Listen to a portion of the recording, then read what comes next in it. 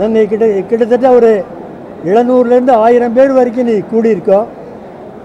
நாங்கள் எல்லாருமே bank of Madurai வங்கியில் எல்லாரும் பணியில் இருந்தோம். பேங்க் ஆஃப் மதுரை ரொம்ப நல்ல விதமாக எங்களுடைய முயற்சியால் நடந்தது. ஒரு நாள் பேங்க் ஆஃப் மதுரையை ஐசிஐசிஐ பேங்க் அப்படியே எடுத்துக்கிட்டாங்க.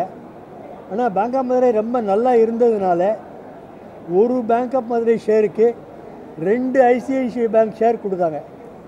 அந்த அளவுக்கு அந்த பேங்க் ஆஃப் மதுரை வளர்ச்சியாக இருந்தது. எங்களை 2001 மெர்ஜ் பண்ணாங்க. 2003 எங்களை ஒரு 1300 1400 பேரை வலுக்கட்டாயமாக வெளியே அனுப்பிட்டாங்க. எங்களால் ஒன்றும் செய்ய முடியலை. ஆனால் எங்களுடைய இப்போ கோரிக்கை என்ன, அகில இந்திய அளவில் ஏற்கனவே பென்ஷன் கேட்காதவங்களுக்கும் இன்னொரு வாய்ப்பு கொடுக்கணும் அப்படின்னு ஒரு அக்ரிமெண்ட் ஆயிடுச்சு. இந்தியாவில் எங்கள் பேங்க்கு தவிர மிச்ச எல்லா பேங்க்காரங்களும் அந்த வாய்ப்பை பயன்படுத்தி எல்லா பேங்க் எம்ப்ளாயீஸும் இந்தியாவில் பென்ஷன் வாங்குகிறாங்க. எங்களுக்கு மட்டும் ஐசிஐசிஐ பேங்க் பென்ஷன் கொடுக்கலை. நாங்கள் ஒரு 20 வருஷமாக பென்ஷனுக்காக பல கேஸுகள் நடத்தி ஹைகோர்ட் சுப்ரீம் கோர்ட் வரைக்கும் போராட்டம் நடத்திக்கிட்டு இருக்கோம். அவங்க மெயினாக என்ன சொல்கிறாங்கன்னா, ஐசிஐசிஐ பேங்க் ப்ரைவேட் பேங்க், அது மேலே நீங்கள் ரிட் போட முடியாது அப்படின்னு சொல்லியே ஒரு தடவையும் தோற்கடிச்சிடுறாங்க. இப்போ அதுக்கான பல வேறு விதமான வழிமுறைகளை நாங்கள் பார்த்துருக்கோம். அதுபடி கேஸ் ஆரம்பித்து புது கேஸ் நடத்தி பென்ஷன் வாங்கிறதுக்குள்ளே எல்லாருடைய முயற்சியும் எடுத்துக்கிட்டு இருக்கோம். எல்லா விதமான முயற்சியும் எடுக்கிறோம். உங்கள் மூலமாக எல்லா பொதுமக்களுக்கும் இந்த விஷயம் தெரிஞ்சதுன்னா எல்லாருடைய ஆதரவும் எங்களுக்கு கிடைக்கும். ஆதரவும் அன்பும் கிடைக்கும். நாங்கள் எல்லாரை போலவும் பென்ஷன் வாங்குறதுக்கு எல்லாருடைய ஆசையையும் வேண்டுகிறோம். நன்றி. ஒரு 4000 பேர் பேங்க் ஆஃப் மதுராவில் 4000 எம்ப்ளாயி இருந்தாங்க. 2001 இந்த பேங்க் மெர்ஜ் ஆகும்போது பேங்க் ஆஃப் மதுராவில் 450 பிரான்ச்சு, ஐசிஐசியில் வெறும் 70 பிரான்ச்சு. இன்றைக்கி ஐசிஐசிஐ இந்த லெவலுக்கு வந்திருக்குன்னா அதுக்கு காரணம் பேங்க் ஆஃப் மதுரா தான். எங்களோட சர்வீஸு பேங்க்கோட இது எல்லாத்தையும் யூஸ் பண்ணிக்கிட்டு இன்றைக்கி எங்களுக்கு பென்ஷன் எலிஜிபிலிட்டி உண்டு. அந்த எலிஜிபிலிட்டியை அவங்க தரலை. அதை டெக்னிக்கலாக இது ஒரு ஈகோ இதில் தான் ஐசிஐசிஐ நிர்வாகம் போய்கிட்டு இருக்காங்க. நாங்கள் இன்னைக்கு பென்ஷன் வாங்காமல் கஷ்டப்படுறது 1300 பேர். இந்த 1300 பேர் ஐசிஐசிஐ பேங்கில் ஒர்க் பண்ணி தான் ரிட்டையர்ட் ஆகியிருக்கோம். ஆனால் நாங்கள் 1300 பேர் கஷ்டப்படுறோங்கிறது ஐசிஐசிஐயோட டாப் லெவல் மேனேஜ்மெண்ட்டுக்கு தெரிய விடாத அளவுக்கு மிடில் லெவல் மேனேஜ்மெண்ட் இந்த மேட்டரை டீல் பண்ணுறாங்க. ஸோ உங்களை மாதிரி மீடியா தான் எங்களுக்கு உதவி புரிஞ்சு ஐசிஐசிஐ நிர்வாகத்துக்கு இந்த 1300 பேர் பண்ணுற கஷ்டம் அவங்க நாளட்டிக்கு போகணும், எங்களோட பிரச்சனை சால்வ் ஆகணும் அப்படிங்கிறதுக்காக தான் இந்த ப்ரெஸ் மீட்டை காரணத்துக்காண்டி முயற்சி பண்ணாங்க. பேங்க் ஆஃப் மதுரா தனியார் வங்கி தான். தனியார் வங்கி பேங்க் ஆஃப் மதுரா தனியார் வங்கி தான். என்ன காரணத்துக்காண்டி இந்தியா பூராவிலையும் எல்லா பேங்கையும் பார்த்தாங்க. இருக்கிறதுல பேங்க் ஆஃப் மதுரா தான் அவங்களுக்கு நல்லா இருந்தது. அதனால பேங்க் ஆஃப் மதுரா எடுத்து எல்லா பேங்கையும் பார்த்தாங்க. பேங்க் ஆஃப் மதுரா தான் எடுத்தாங்க. டெவலப்மெண்ட்டுக்காக இன்னொரு ப்ரைவேட் செக்டர் பேங்கை மெர்ஜ் பண்ணுறதுக்கு பார்த்தபோது இந்தியாவிலேயே நம்பர் 1 ப்ரைவேட் செக்டர் பேங்க் இன் பர்ஃபார்மன்ஸு ப்ராஃபிட்டு எல்லாமே 2000 பார்த்தா நம்பர் 1 பேங்க் ஆஃப் மதுரா தான் ப்ரைவேட் செக்டர் பேங்க்கில். அதனால் இதுதான் பெஸ்ட் பேங்க் அப்படின்னு நினச்சி அவங்க மெர்ஜ் பண்ணாங்க.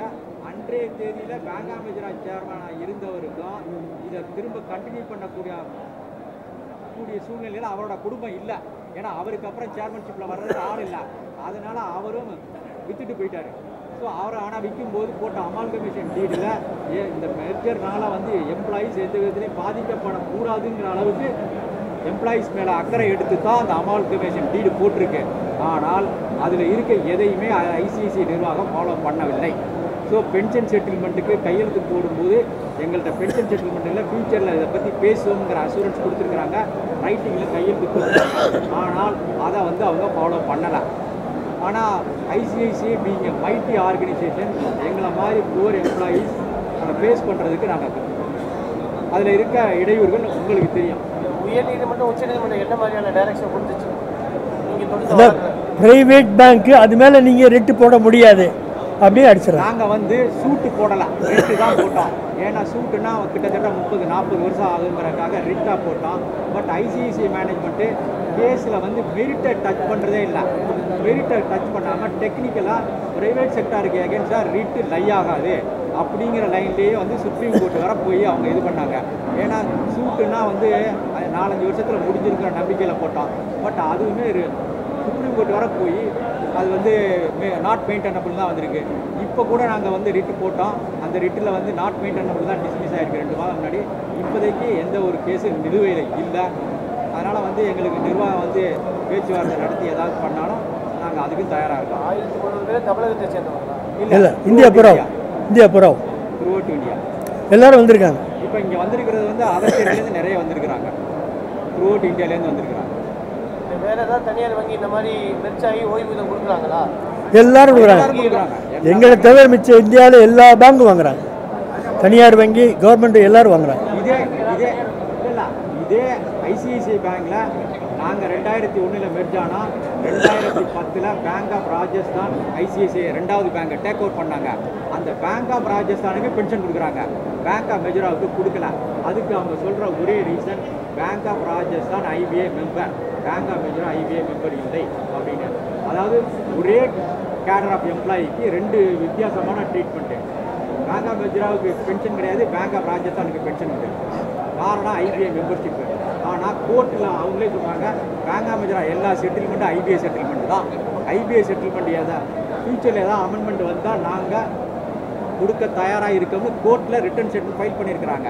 இந்த நம்பர்லாம் கொடுத்துருக்கோம். இந்த இப்போ உங்கள்கிட்ட கொடுத்துருக்க பிரச்சனைக்கு அந்த ஐபிஎல் எதனால பேங்க் ஆஃப் மதுரா வந்து மெர்ஜா இது பதிவு பண்ணல? அது பிரைவேட் செக்டர் பேங்கோட இஷ்டம். அவங்க இஷ்டம் தான். பேங்க் ஆஃப் மெஜரா வந்து ஐபிஐ மெம்பராக இல்லைனாலும் ஐபிஐல என்ன செட்டில்மெண்ட் கையெழுத்து போடுறாங்களோ அதே செட்டில்மெண்ட்டை பேங்க் ஆஃப் மெஜரால கடைசி வரை கொடுத்தாங்க. எல்லா எம்ப்ளாயிஸும் கொடுத்துருக்காங்க. எல்லாமே கொடுத்துருக்காங்க. பேங்க் ஆஃப் மெஜரால வந்து ஏற்கனவே ஆல் இண்டியா லெவலில் இருக்க பென்ஷன் ஸ்கீம் பேங்க் ஆஃப் மெஜரால இருக்குது. அந்த பென்ஷன் ஸ்கீமை இப்போ இவங்க வந்து 2வது ஆப்ஷன் தரலாம். பட் பேங்க் ஆஃப் ராஜஸ்தானுக்கு கொடுத்துருக்காங்க. இப்போ ஓய்வூதியம் கிடைக்காதனால கடந்த 20 வருஷமாக அந்த 1300 என்ன மாதிரி பாதிக்கப்பட்டிருக்கீங்க? எல்லாருக்குமே வேறு வருமானம் இல்லையே. எல்லா விதத்துலையும் இன்றைக்கி வந்து பையனையும் பொண்ணையும் நம்பி தான் இருக்க வேண்டியிருக்கு.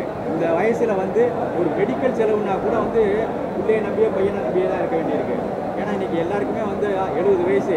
ஸோ எல்லாருமே இன்றைக்கி வந்து மெடிக்கல் எக்ஸ்பென்சஸ் ஜாஸ்தி. மொத்தம் அதாவது 40 வருஷம் பேங்க்கில் வேலை பார்த்ததுக்கு அப்புறமும் இப்போ வந்து பிள்ளைங்களை நம்பி டிபெண்டாக இருக்கக்கூடிய நிலைமைக்கு ஐசிஐசிஐ தள்ளி இருக்கு. எல்லா விதத்துலேயும் எங்களுக்கு எலிஜிபிலிட்டி இருந்தாலும் கன்சிடர் பண்ணல, அதான் பிரச்சனை. ஸோ எங்களுக்கு எலிஜிபிலிட்டி இருக்குது. மத்திய நிதி அமைச்சர் சந்திச்சிங்களா? தமிழக பார்த்தேன், செய்கிறேன் இருக்காங்க அவங்க சொல்லுவாங்க. அவங்க பார்க்குறோம்னு சொல்லியிருக்காங்க. பார்க்க முயற்சி பண்ணுறோம். இல்லை பார்த்துட்டோம், பார்த்து ரெப்ரஸன்டேஷன் கொடுத்துருக்குறோம். அவங்க வந்து உங்கள் மேட்ரு என்னங்கிறத நான் பார்க்குறேன் அப்படின்னு சொல்லியிருக்கேன், ஆய்வு பண்ணி சொல்லியிருக்கிறோம்.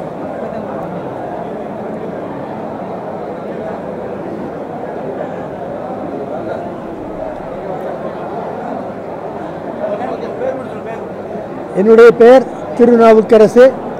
இந்த அசோசியேஷனுடைய பிரசிடென்ட், தலைவர்.